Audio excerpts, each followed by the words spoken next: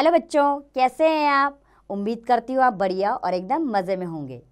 बच्चों, अब हम पढ़ेंगे विराम चिन्ह।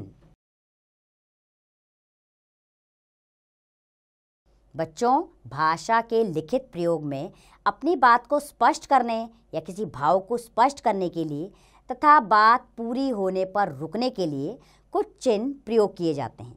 ये चिन्ह ही विराम चिन्ह कहलाते हैं। सही स्थान पर सही विराम चिन्ह का प्रयोग करना आवश्यक है, अन्यथा वाक्य का अर्थ ही बदल जाता है। जैसे रोको मत जाने दो, रोको मत जाने दो। दोनों वाक्यों में शब्द एक जैसे हैं, लेकिन इनका अर्थ बदल गया क्योंकि हमने विराम चिन्हों का अलग अलग जगह प्रयोग कर दिया। तो बच्चों, इसमें अल्प विराम लगा है। अपनी बातों को स्पष्ट करने के लिए हमें विराम चिन्हों का ज्ञान होना आवश्यक है। भाषा में विराम के लिए जिन चिन्हों का प्रयोग किया जाता है उन्हें विराम चिन्ह कहते हैं। हिंदी के कुछ प्रमुख विराम चिन्हों का विवरण यहाँ दिया गया है। चलिए उसे पढ़कर समझ लेते हैं। पहला है पूर्ण विराम। पूर्ण विराम का अर्थ है पूरी तरह रुकना। वाक्य पूरा होने पर अंत में पूर्ण विराम लगाया जाता है। प्रश्नवाचक तथा विस्मयादिबोधक वाक्यों को छोड़कर अन्य सभी वाक्यों के अंत में पूर्ण विराम का प्रयोग किया जाता है। जैसे पिताजी कल मथुरा जाएंगे, पूर्ण विराम आ गया। सदा जीवों पर दया करो, वाक्य का अंत तो पूर्ण विराम के साथ होगा। अगला है अल्प विराम। अल्प विराम का अर्थ है थोड़ा विराम। वाक्य बोलते समय जब हम थोड़ा रुकते हैं तब अल्प विराम का प्रयोग करते हैं। इसका प्रयोग निम्नलिखित संदर्भों में किया जाता है। जैसे एक वाक्य के भीतर आने वाले शब्दों को अलग करने के लिए, मैंने केले, चीकू, आम और सेब खरीदे। संयुक्त शब्दों को अलग अलग करने के लिए, मेले में बच्चे बूढ़े, युवक युवतियां, अमीर गरीब, छोटे बड़े सब आनंद मना रहे थे। लोगों के प्रश्न या कथन को स्पष्ट करने के लिए, मैंने पूछा आप कहाँ रहते हो? उन्होंने उत्तर दिया मुरादाबाद रहता हूँ। हाँ, नहीं, बस आदि से वाक्य जोड़ने के लिए, हाँ कल आ जाऊँगा, नहीं मैं नहीं आ सकता, बस अब और मत बोलो। संबोधन के लिए, पार्थ यहाँ आओ, बच्चों जरा शांत रहो। वाक्य के बीच जो वाला उपवाक्य जोड़ने के लिए, वह लड़का जो कल यहाँ आया था आज वह बीमार है, वह लड़की जो कल नृत्य कर रही थी आज नहीं आई है। तीसरा है अर्धविराम। वाक्य लिखते या बोलते समय एक बड़े वाक्य में एक से अधिक छोटे वाक्यों को जोड़ने के लिए अर्धविराम का प्रयोग किया जाता है। जैसे तेज चलो, वर्षा आ रही है, गाड़ी पटरी पर है, इससे दूर रहो। अर्धविराम का अर्थ होता है आधा रुकना, वाक्य में आधा रुकना। अगला है प्रश्नवाचक चिन्ह। प्रश्नवाचक वाक्यों के अंत में प्रश्नवाचक चिन्ह लगाया जाता है। प्रश्न दो प्रकार के होते हैं। कुछ प्रश्न कब, कहाँ, क्या, कौन आदि प्रश्नवाचक शब्दों से बनते हैं। कुछ प्रश्न क्या से शुरू होते हैं, जिनका उत्तर हाँ नहीं में दिया जाता है। दोनों ही प्रकार के प्रश्नों के अंत में प्रश्नवाचक चिन्ह लगता है। जैसे तुम क्या करते हो, प्रश्नवाचक चिन्ह लगाया गया।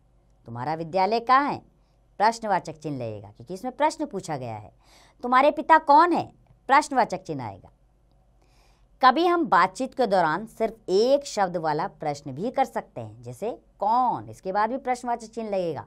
कब, क्यों, कैसे, इन सब के पीछे प्रश्नवाचक चिन्ह लगेंगे। क्या तुम्हारे पास पेंसिल है, प्रश्नवाचक चिन्ह के साथ आपका वाक्य का अंत होगा। क्या वे सब चले गए, इन वाक्यों को हम क्या छोड़कर भी बोल लिख सकते हैं। तुम्हारे पास पेंसिल है, इसमें भी प्रश्नवाचक चिन्ह है क्योंकि इसमें भाव पता लग रहा है कि प्रश्न किया गया है। वे सब चले गए, प्रश्नवाचक चिन्ह लगाते ही पता लगा कि इसमें प्रश्न किया गया है।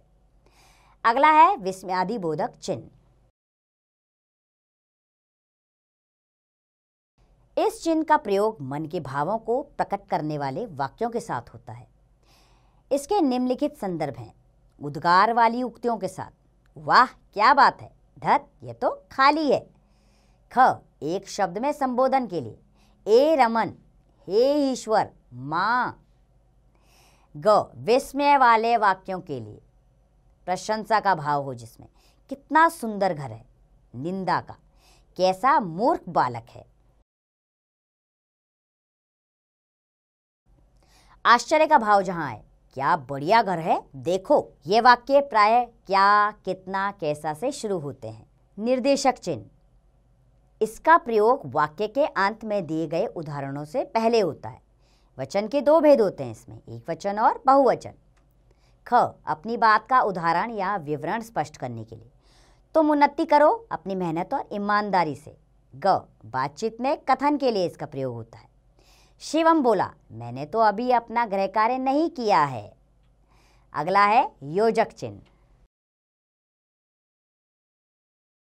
इस चिन्ह का प्रयोग शब्द युग्मों के मध्य किया जाता है। जैसे आज अध्यापक ने प्रश्न उत्तर लिखवाए, प्रश्न उत्तर के बीच में योजक चिन्ह का प्रयोग हुआ है। माता पिता की सेवा करनी चाहिए, इसमें भी माता पिता के बीच में योजक चिन्ह का प्रयोग हुआ है। अगला है कोष्टक। किसी शब्द के दूसरे रूप या अर्थ के लिए इसका प्रयोग किया जाता है। जैसे देश के नागरिक, इसमें कोष्टक चिन्ह में लिखा गया देश में रहने वाले, इसका अर्थ स्पष्ट कर रहे हैं। अगला है 100, अंक में दिए गए हैं और उसका अर्थ शब्दों में कोष्टक के अंदर बताया गया है, 100 रुपए। अगला है उदाहरण चिन्ह। उदाहरण चिन्ह दो प्रकार के होते हैं। क, इकहरा उदाहरण चिन्ह यानी सिंगल।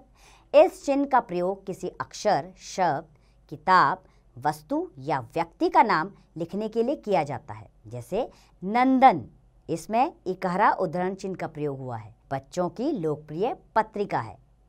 अध्यापिका ने सभी छात्रों को मानसरोवर पुस्तक निकालने के लिए कहा। इसमें मानसरोवर शब्द में इकहरा उदाहरण चिन्ह का प्रयोग किया गया है। ख, दोहरा उदाहरण चिन्ह यानी कि डबल।